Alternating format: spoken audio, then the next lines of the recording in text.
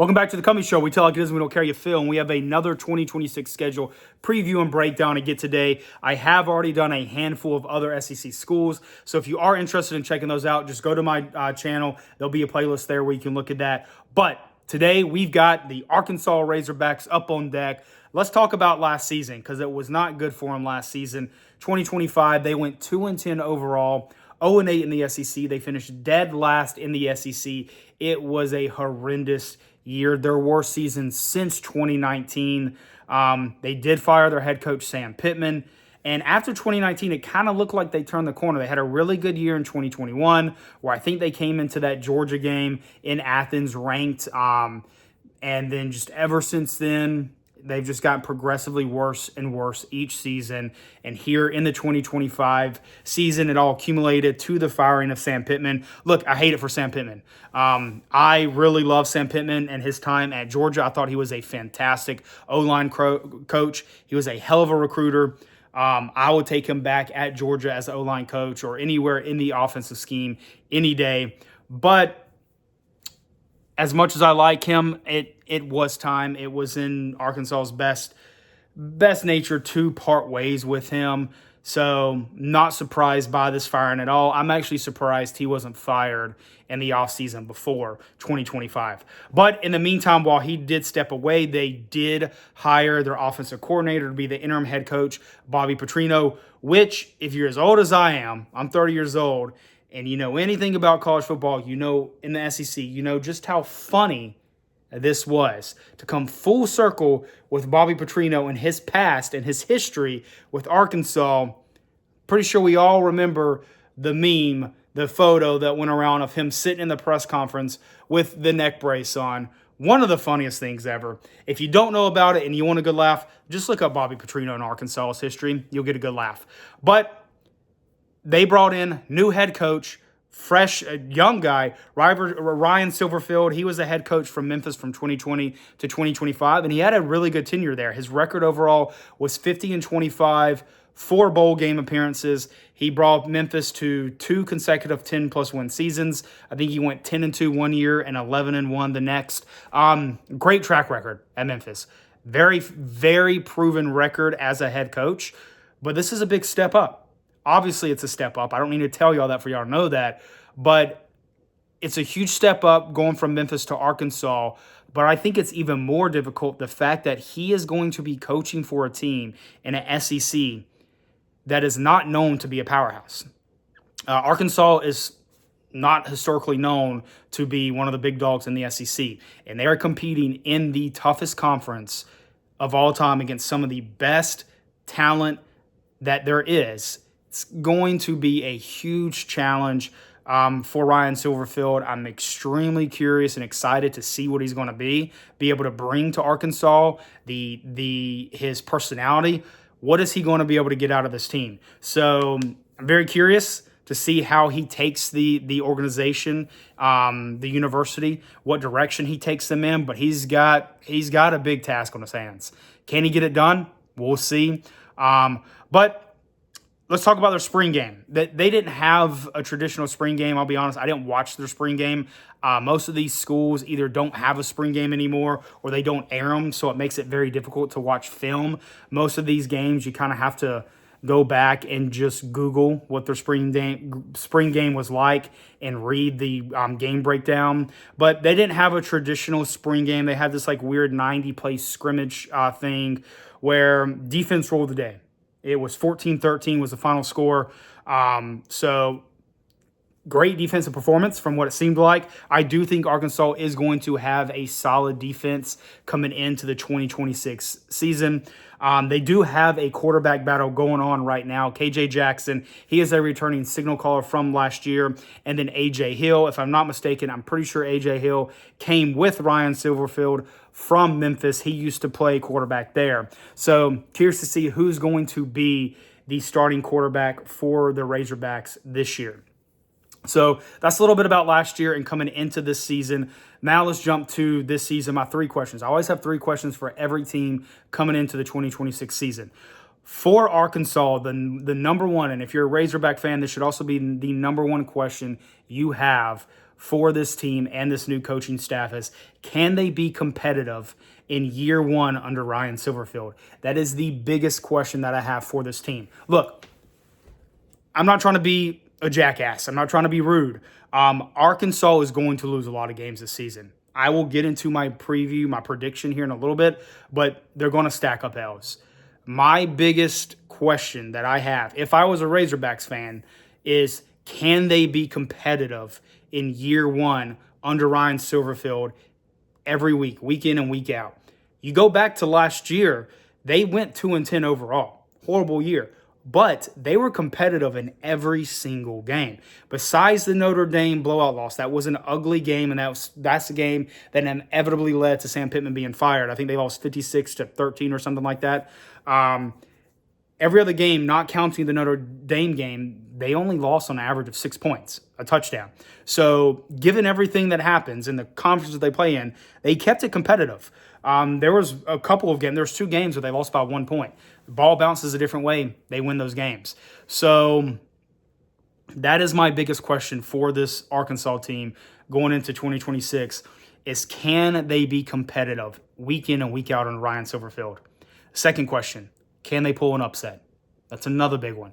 If you're a Razorback fan, if you're an Arkansas fan, and you look at the end of the season and you want to say this has been a successful season, I think all 3 of my questions that I'm going to ask the third here, you need to have yes beside. Can they be competitive week in and week out? Can they pull up an upset?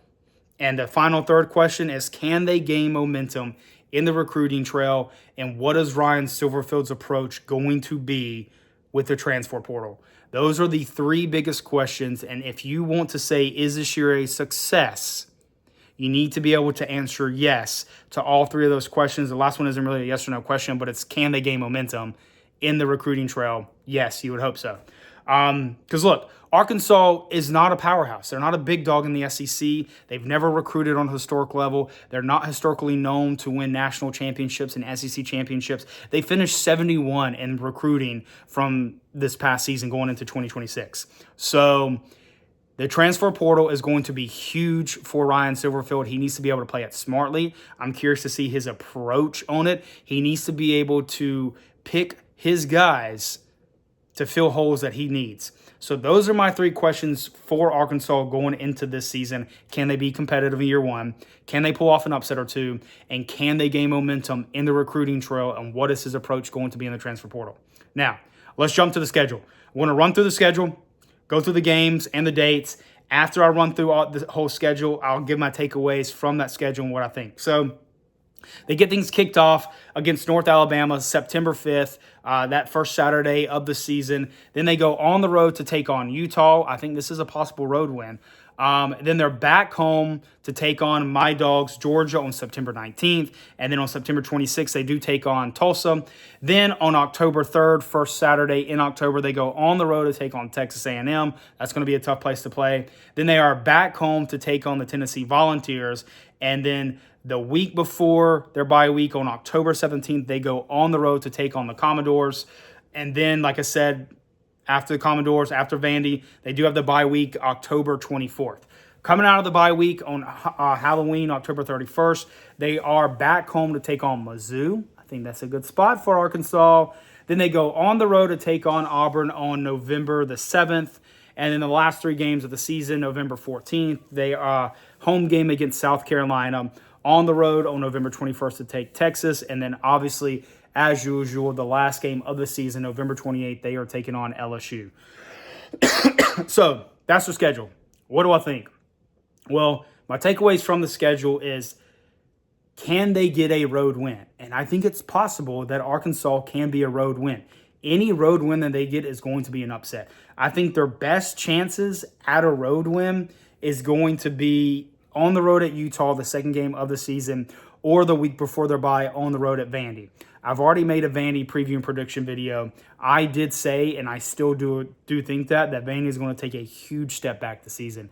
I do like Clark Lee and their coaching staff, but that team relied so heavily on Diego Pavia, and he was a perfect fit for what they were needing.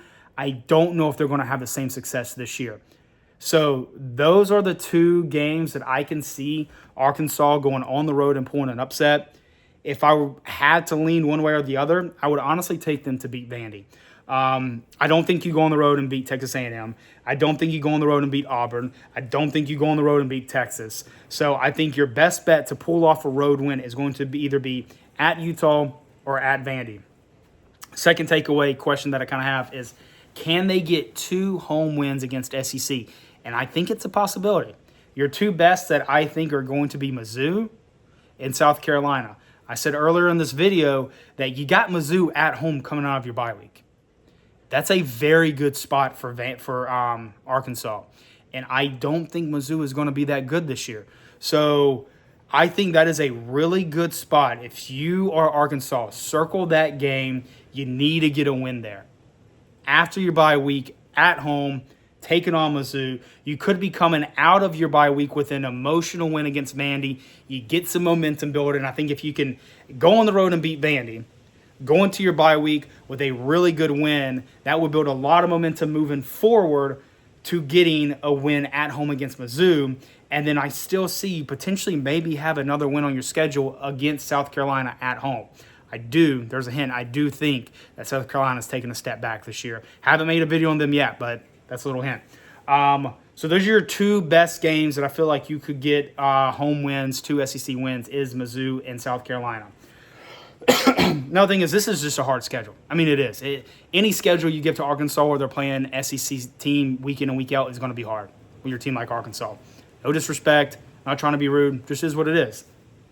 They're going to lose most of these games, without a doubt. They're going to lose most of these games. But again, falling back to my question, can they stay competitive week in and week out?